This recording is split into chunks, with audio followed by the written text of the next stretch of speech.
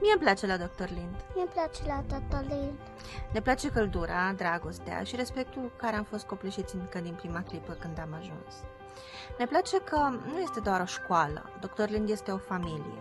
Și cel mai mult ne place că Edith a înflorit la Dr. Lind.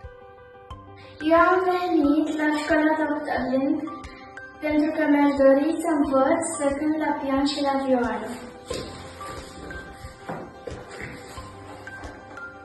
Îmi place la Dr. Lind pentru că pe lângă școală învățăm să gătim sănătos.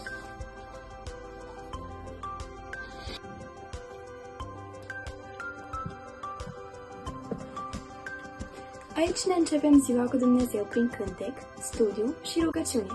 Și tot El este Cel ce ne dă îndrumarea. Aici vei descoperi adevăratele valori.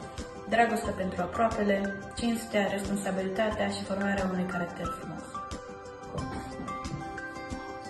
Îmi place liceul teoretic Dr. Lind pentru că aici atât profesorii cât și colegii formăm o familie.